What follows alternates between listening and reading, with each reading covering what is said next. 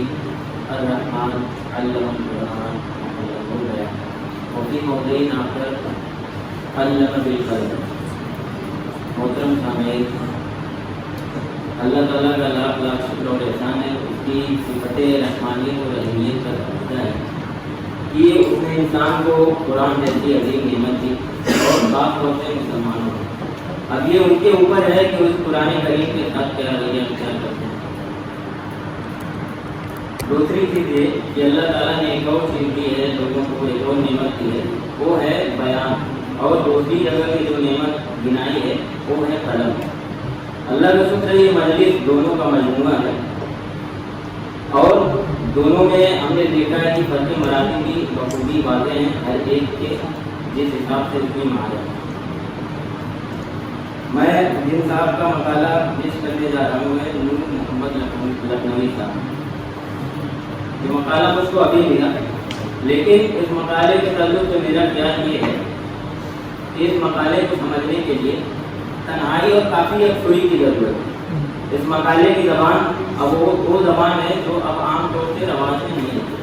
تو شروع سے کل سے سیمینار چل رہا ہے، بہت ساری باتیں آ چکی ہیں، تو میں صرف مقالے کی ان باتوں کو پیش کروں گا جو صرف ذرا سی آدھے صفحے کی ہیں، وہ عددی اعجاز کے تعلق سے ہیں. لاسٹ میں صرف ان کو پیش کروں گا کیونکہ باتیں ریپیٹڈ ہو جائیں.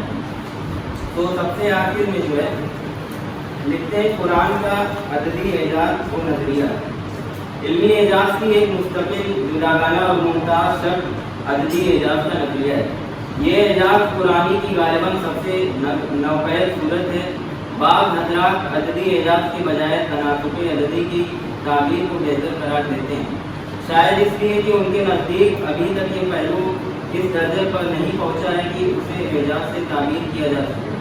عددی اعجاز یا پھر تناسب عددی سے متعلق اسلاف کے چند آثار ہم تک پہنچے ہیں. ان کی کمیت اگرچہ قلیل ہیں، لیکن کم از کم اس سے یہ بات تو ثابت ہو جاتی ہے کہ عددی اعجاز پر اعتماد کیا جا سکتا ہے اور قرآنی اعجاز سے علمی نتائج و لطائف کا استنباط کیا جا سکتا ہے. نظریہ عددی اعجاز کا آغاز. جدید دور میں عددی اعجاز کا موضوع 20ویں صدی کے ربع آخر میں غالباً سب سے پہلے مصری امریکی بایو کیمسٹ رشاد خلیفہ نامی ایک شخص کی طرف سے اٹھایا گیا، جس پر یہ تہمت تھی جو گمراہ بہائی فرقے سے تعلق رکھتا ہے. اس کی شخصیت مضمون و مجرور تھی، اس لیے عددی اعجاز کا موضوع بھی مشکوک نظر آنے لگا. رشاد خلیفہ نے اپنے نظریہ عددی اعجاز کی بنیاد 19 کے عدد پر رکھی تھی، جو کہ بہائی جماعت کے نزدیک ایک مقدس عدد ہے.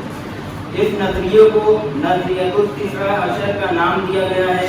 اسی عرصہ میں کچھ دیگر کوششیں بھی سامنے آئیں. مثلاً عبدالرزاق نوفل کی کتب الاعجاز العددی للقرآن الکریم، معجزۃ الارقام والترقیم فی القرآن الکریم، متعدد مقالات اور بعض جامعاتی تحقیقات کی منظر عام پر آئی.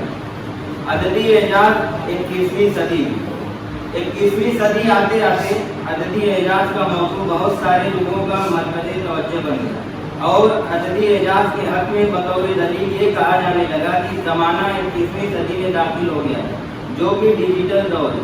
اس میں ہر چیز ڈیجیٹلائز ہوتی جا رہی ہے اور قرآن کریم ہر زمانے کے لیے موجودہ ہے، تو اسے لازمی طور پر عددی یا رقمی اعجاز پر مشتمل ہونا چاہیے.